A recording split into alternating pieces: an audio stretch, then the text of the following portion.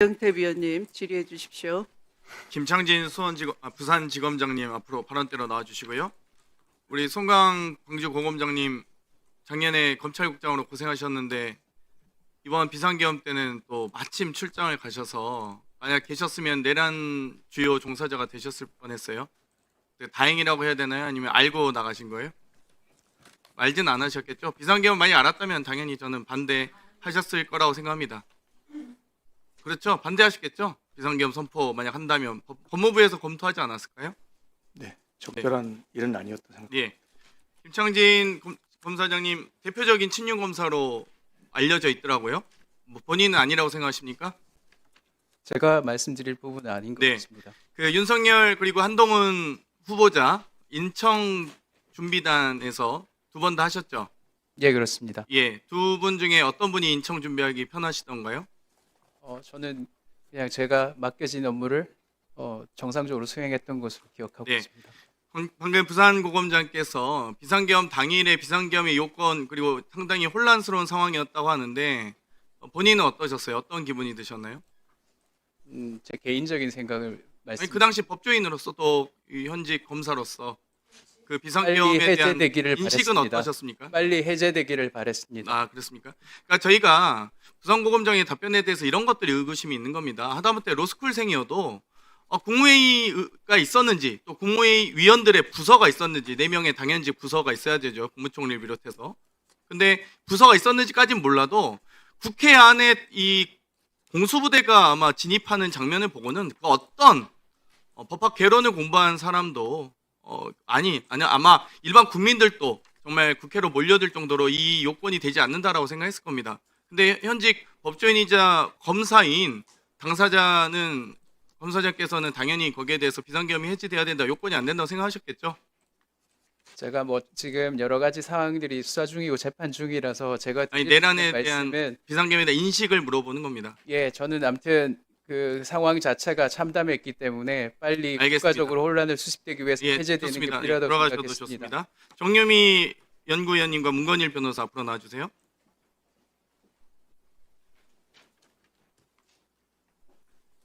정유미 연구위원님 먼저 발언 때 서주시고요. 작년에 국정감사 때 창원지검장이셨어요. 네, 그 맞습니다. 당시 명태균 수사 지휘하는 검사장이셨죠. 네, 맞습니다. 예.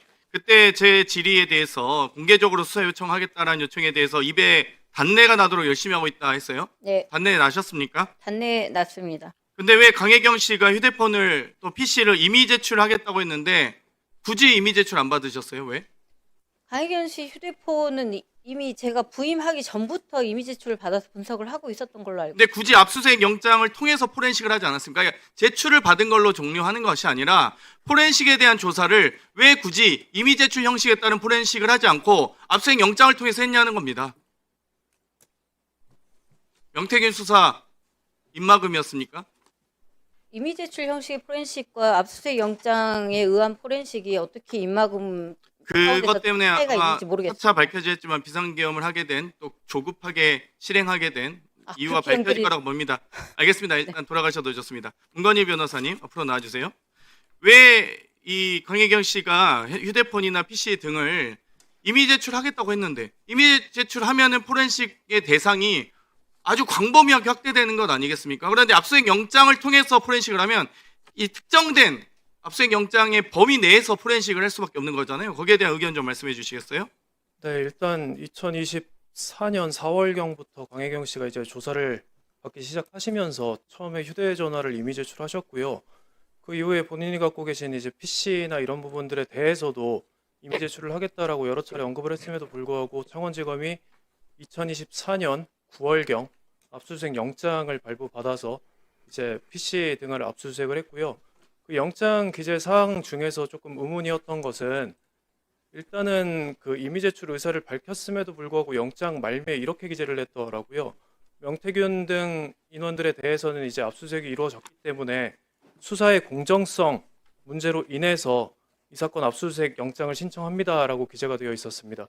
네. 근데 사실 뭐 법조인으로서 봤을 때 수사의 공정성이라는 것은 압수수색을 이제 이미 제출을 하지 않는 인원들에 대해서 압수수색을 하지 않는 문제가 뭐 발생을 할 수는 있겠지만 이미 제출 의사를 밝혔고 이미 실행한 사람에 대해서 뭐 굳이 똑같이 압수수색을 받아야 할 그런 공정성은 존재하지 않는다라고 생각합니다. 해당 사건은 서울경찰청과 대구경찰청에서 수사하고 있죠. 네, 맞습니다. 오세훈 시장과 홍준표 전 시장에 대한 수사 맞습니까? 네, 맞습니다. 해당 수사팀이 근데 왜 수사가 좀 이렇게 지연되느냐 어렵냐라는 의견에 대해서 검찰에서 제대로 수사 자료를 제공하지 않는다라는 얘기 들어보신 적 있습니까? 일단은 그 올해 5월경에 서울청이랑 대구청에서 저희에게 직접 연락이 왔고요.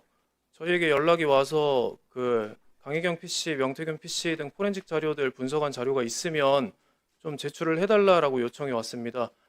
일단은 검찰이 이미 가지고 있을 텐데 왜 저희에게 요청을 하시냐라고 되물었더니 일단 검찰이 그 부분을 공유해주지 않는다라고 답변을 들었고요.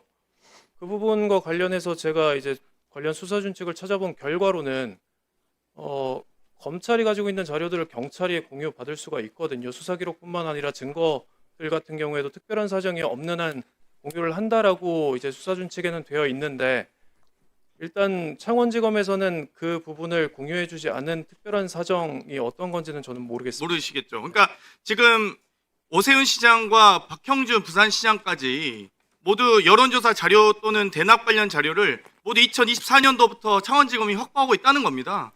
심지어 거기에 강혜경 씨가 이미 제출 형식으로 포렌식을 하겠다고 했는데도 제출하겠다고 의사를 냈는데도 굳이 그걸 거부하고 압수영장 범위 내에서만 포렌식 하겠다고 창원지검장이 한 겁니다. 그러면서 무슨 검사들이 입에 단내가 납니까? 아주 말도 안 되는 소리 하고 있는데 어찌되었건 여기에 대해서 이 해당 검찰 측의 이 수사 자료 공개적으로 하십시오.